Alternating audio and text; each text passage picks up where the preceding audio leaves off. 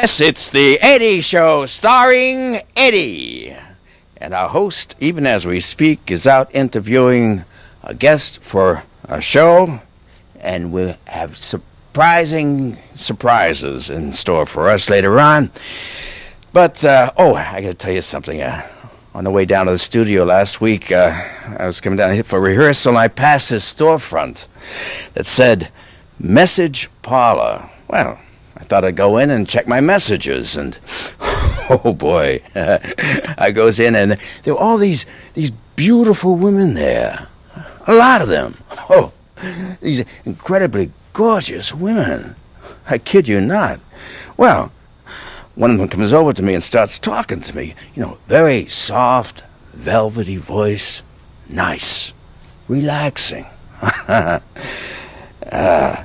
Before you knew it, next minute, I was in this little cozy room, lying on a table with a towel wrapped around my middle.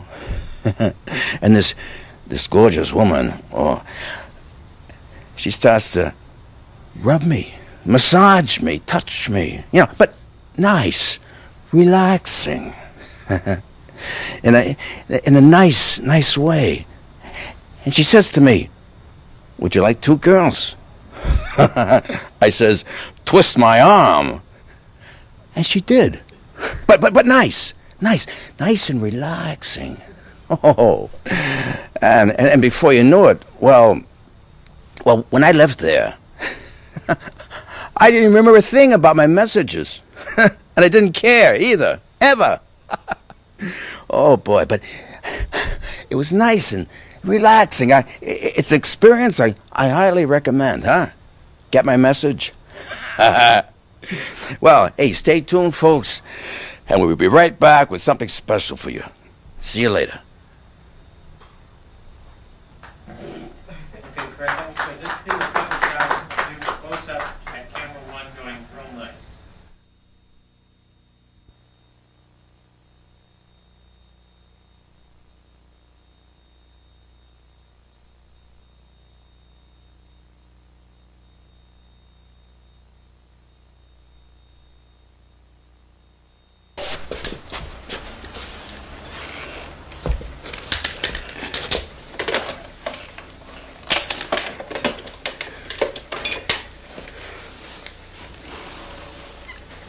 Yeah, come on in. Oh, hi, Dusty. Hey, come on in. Dusty. Hey, hi. Hey, hey, listen, the reason I asked you to come on over was, see, there's something wrong with my phone, there's something wrong with the phone. Is there? Working. Yeah. What's wrong here? You could take a look at it, Oh, there's no problem. See, the cord came out in the back here. Just got to plug it right in here. Oh, is that all? Yeah, that's it. Hey, thanks. Hey, sit down. Sit down. Okay, Sit well, down. I don't have a lot of time, but... What? You ain't got a lot of time. Who's the old man here? You ain't got a lot of time. Say, did I ever tell you about the time John Dillinger took a shot at me? Famous bank robber? John Dillinger took a shot at me. Give me right here. Yeah. Oh, I think I heard about that. Yeah. It was years before you were born. John Dillinger, I says to him, he took a shot at me. He was just kidding. Scaring me. I says to him, John? I says, you must be drunk. He says, Dusty, why did you say that? I says, you must be because you missed me. He liked that. Yeah, John. Oh, you like this. Yeah, John. I used to tell John, him, stay away from women wear red dresses. Yeah, I said, stay away from women wear red dresses, John. Of course, you know what happened to him. Yeah, he got gunned down. Huh? Women in red dress caught him up, caught up the FBI, fainted on him. They shot him down outside the Biograph Theater in Chicago. I read that in the paper, I think. Yeah, it was famous, yeah. Something you never read, though. I'll tell you now, is how me, Dusty Giles, captured another famous desperado of that era. Alvin Coppers. Baby-faced Coppers, they called him. Me, Dusty, I'm the one who got him. You didn't read about that. You kids. What do you kids know? It was years ago. It's back in the Depression. Bank robbers everywhere. Everybody was out of work. Everybody was out of work. Well, I had a job, though. I had a good job. I was a reporter for the Kansas City Star. See? I was a Star reporter. Yeah. Oh, years before you were born, I was a Star reporter. Seeing I was a reporter, see? I knew cops, and FBI agents, and firemen. And I ran into an FBI agent friend of mine.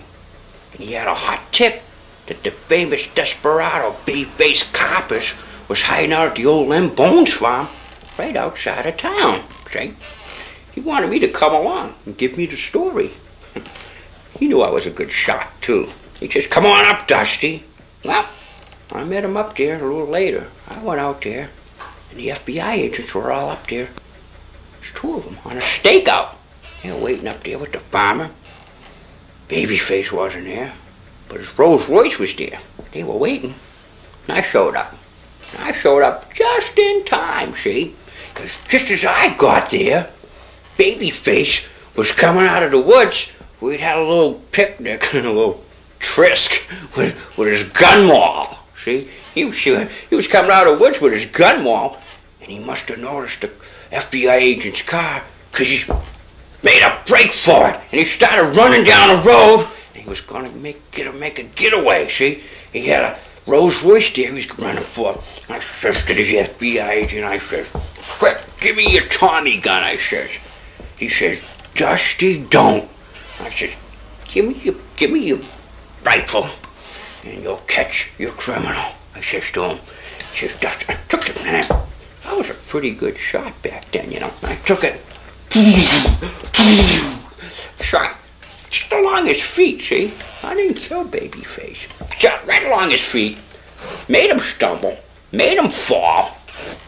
When he fell, he not only fell, he banged his head, knocked him cold. Knocked him cold. He was. And that's how me, Dusty Giles, captured Alvin Coppers, baby-faced Coppers, one of the most notorious desperados of a desperate age of the 30s. Yeah. Yeah, jeez, yeah. Really? Yeah, really? yeah. Yeah, well, that's the way. Well, anyway. Well, wait a minute. Well, that's the way it is, see? There's a famous reporter, famous guy catching bank robbers, and all it is now is Social Security, you know? You know, my check's a little late this month, too, you know? Say, I was wondering, can you let me a couple of bucks, tide me over? Oh, Dusty, I think so. Yeah, you know, a couple of bucks, tide me over. Yeah. Hey, Dan, you know, 20 be better. Well, sure has. Yeah, thanks. Well, I know you gotta go now. See ya. Okay. Well, Yeah. take care, Dusty. Hey, yeah, come back sometime, you know. I'll bring your friends. I'll tell them about John Dillon just shooting me and everything. Yeah. All right, Yeah, sure. Yeah. Yeah, sure. Bye.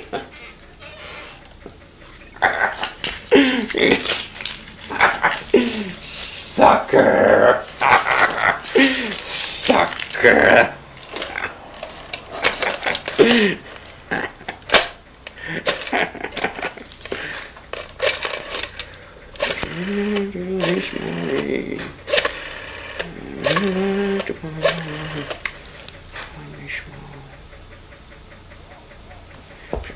Hello? Yeah.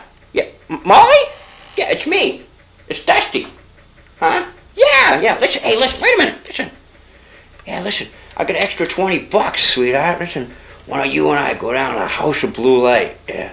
I feel like raising hell, huh? Okay? Yeah. Oh, wait, listen, Molly. Wear your red dress, okay? Yeah. You know.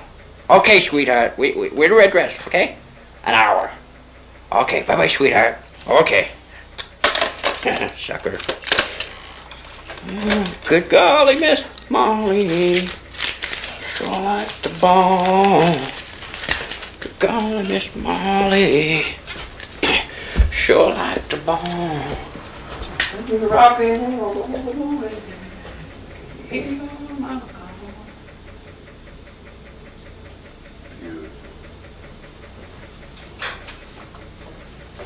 Welcome back to the Eddie Show, folks.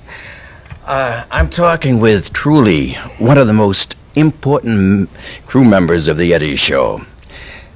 So, now tell us, you've been with us now for Rob, name's Rob.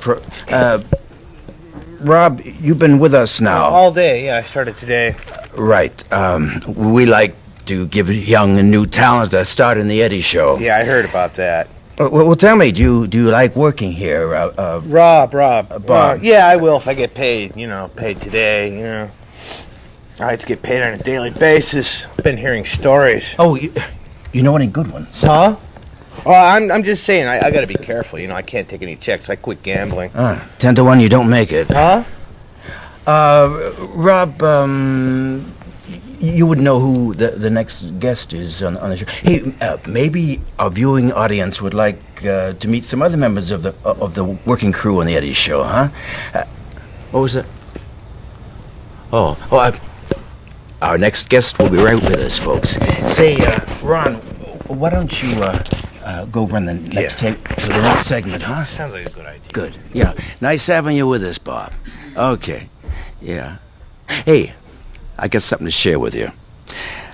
This guy goes into a bar. No. He was in a doctor's office, and Mr. Baracho? Yes?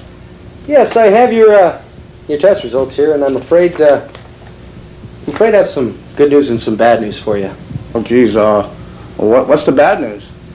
The bad news is you've got 6 months to live. Oh, my God. Well, what's the good news? Well, you've seen my secretary. Yeah, the one with the, Yeah.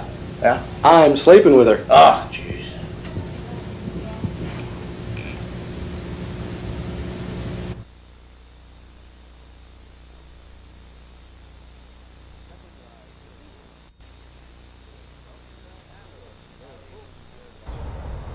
welcome back to the Eddie Show, folks. I'm sure Eddie has a surprise for us later on in the show, but for the moment, we now have the Food for the Mind segment of the Eddie Show. And I'd like you to welcome our next guests, Pablo Pacheco and Associates. This is Ernie Gardner.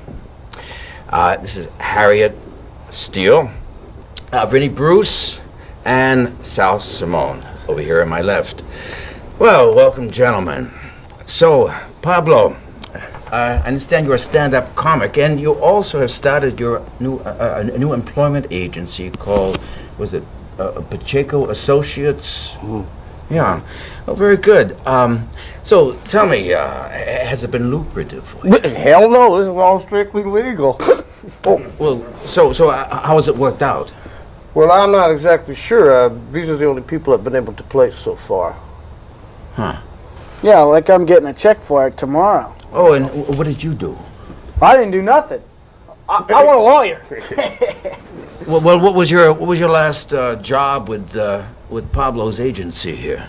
Well, stand-up work's been kind of slow. I'm a comic too, and so I got a job as what you might, a political consultant, we'll call it. Ah, I see. Really?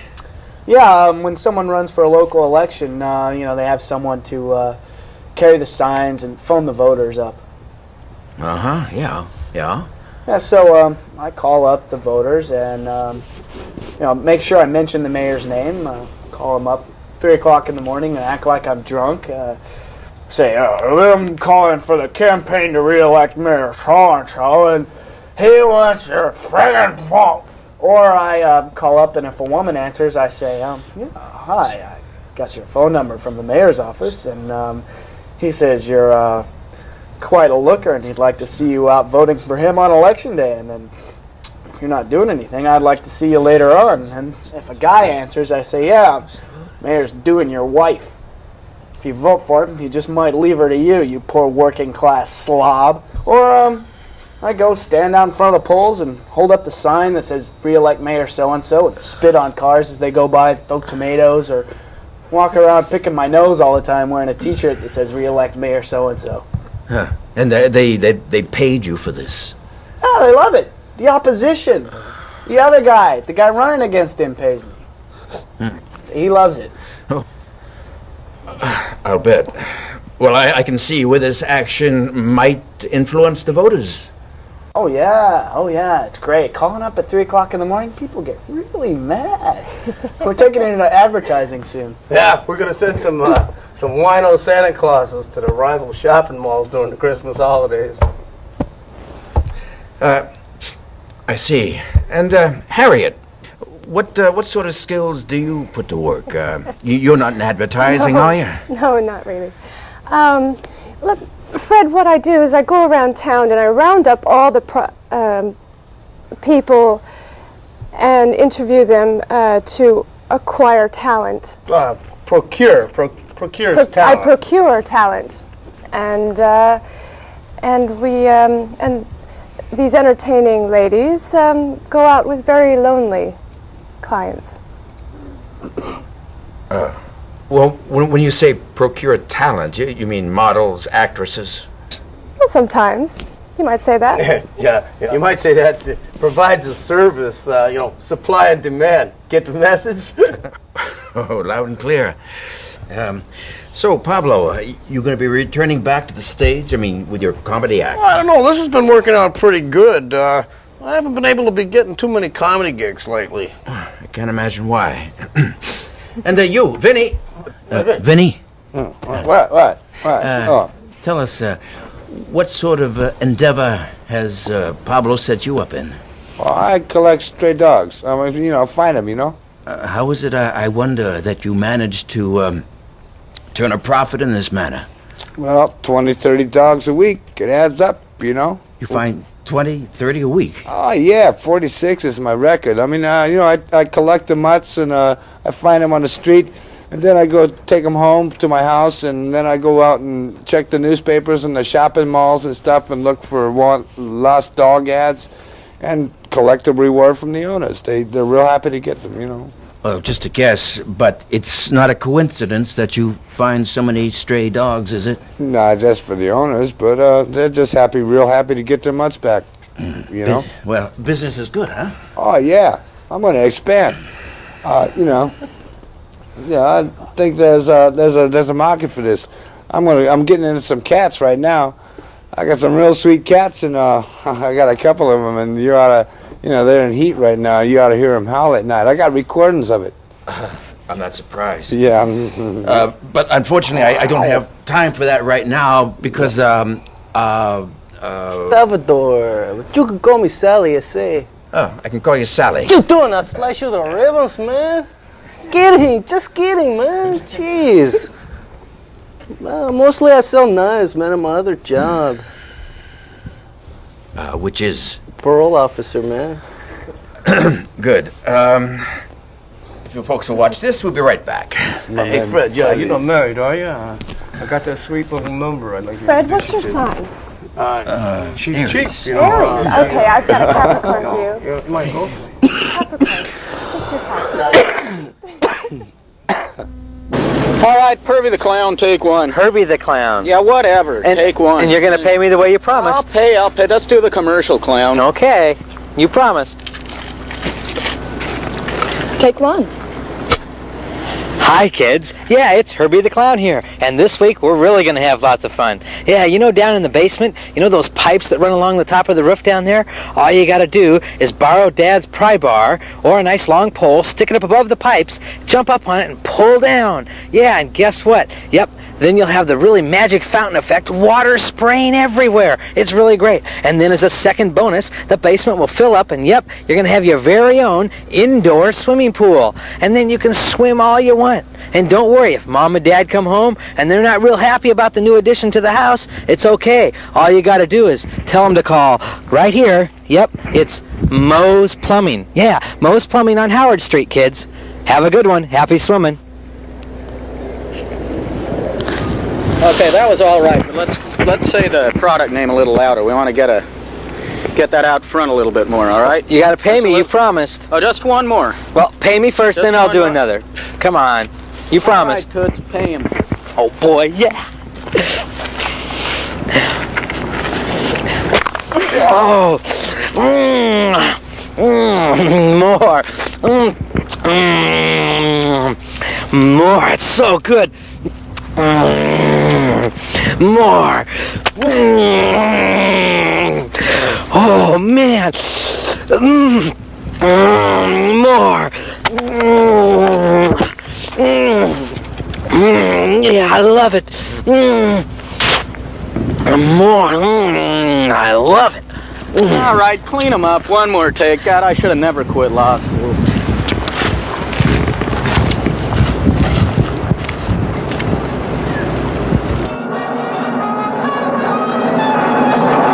Historians theorized that Adolf Hitler and his mistress Eva Braun committed suicide in Hitler's headquartered bunker in the bombed-out city of Berlin during the last days of World War II. Return to us now to those thrilling last moments. Berlin, April 30th, 1945.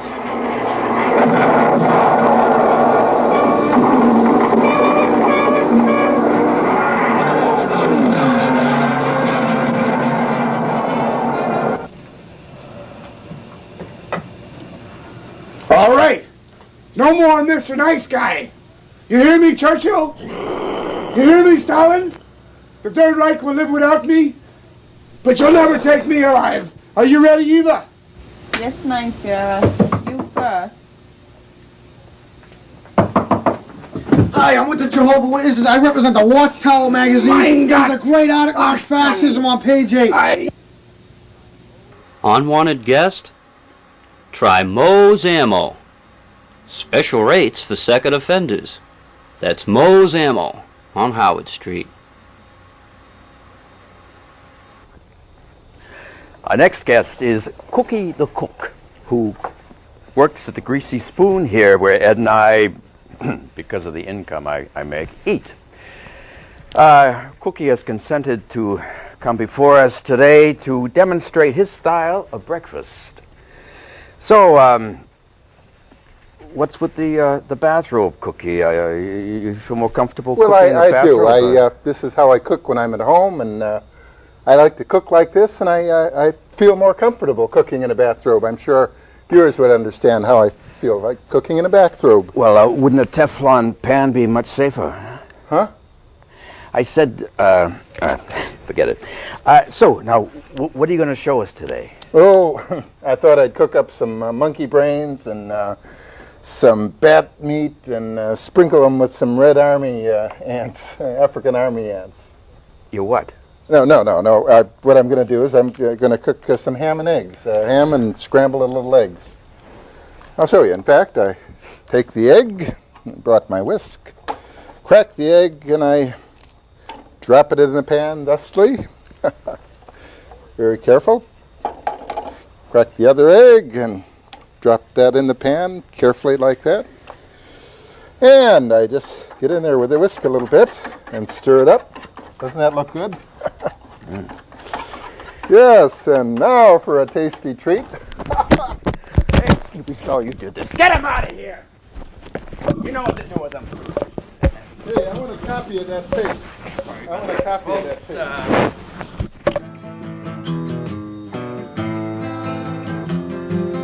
Yes, my friends, it is time once again for another thrilling adventure with the great Mexican bandito, Pablo Baracho. The legend of Pablo Baracho. The federales want him dead. And just when they they think that they found him. Pablo's drinking tequila instead. Last episode, Pablo and his banditos have been raiding the small Mexican villages of Eric and Hard Place. Nah, but the federales have Pablo cornered, and he is stuck between Eric and Hard Place. Hey, Pablo! Hey, the federales, they're everywhere. We're surrounded. What are we to do? There is only one thing to do, my friend. What is that, surrender? No, to drink the tequila. Oh! And make love to the women. Oh, bueno!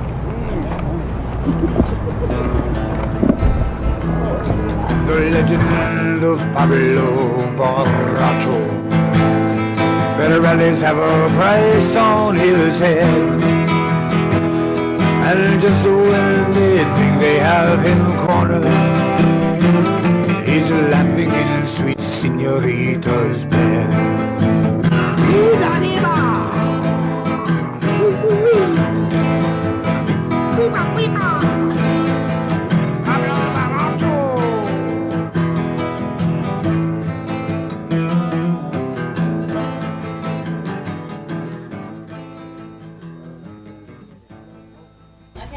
Well, that's it for the Eddie Show, folks. I guess Eddie's surprise is a surprise on Eddie. Eddie's show, no Eddie. Well, be sure to tune in next week, folks. Oh, excuse me. Yeah. No, don't bother, no. Well, it's too late. We're done taping. Yeah, just now. Yeah, okay, I'll see you next weekend.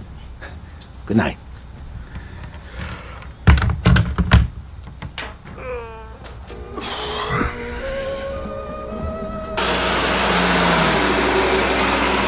Yo, Batman, you got your mask.